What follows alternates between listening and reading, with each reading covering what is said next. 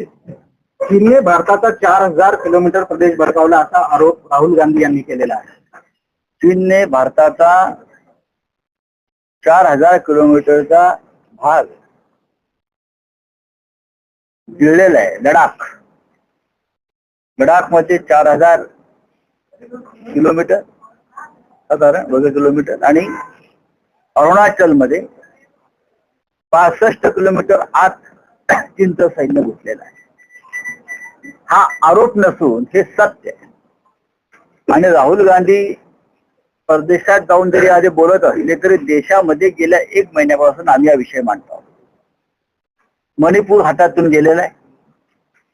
लडाखचा अर्धा भाग पेंगॉन लेकच्या पुढे चीनचं सैन्य घुसलेलं आहे. गावं वसवली, हेलिपॅड उभारले. अरुणाचल प्रदेशमध्ये 60 किलोमीटर आत घुसलं.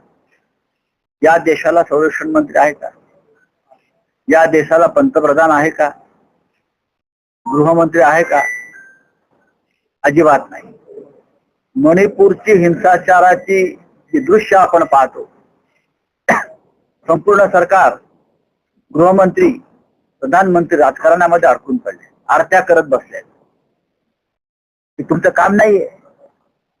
मणिपूरची जनता सुद्धा देशाची नागरिक आहे. लडाखचे सोनम वांगचुक हे लडाख पासून चालत निघाले दिल्लीला. त्यांचे काही प्रश्न आहेत आणि त्या प्रश्नामध्ये चीनची घुसखोरी हा एक महत्वाचा प्रश्न आहे. पण या प्रश्नावर भाजपचे नेते, पंतप्रधान मोदी, गृहमंत्री बोलणार नाही. ते बाकी सगळ्या विषयांवर बोलतील. ते आमच्यावर बोलतील, आमच्यावर टीका करतील, पण मणिपूरवर का बोलत नाहीत? लडाख मधल्या घुसखोरीवर चीनच्या का बोलत नाही?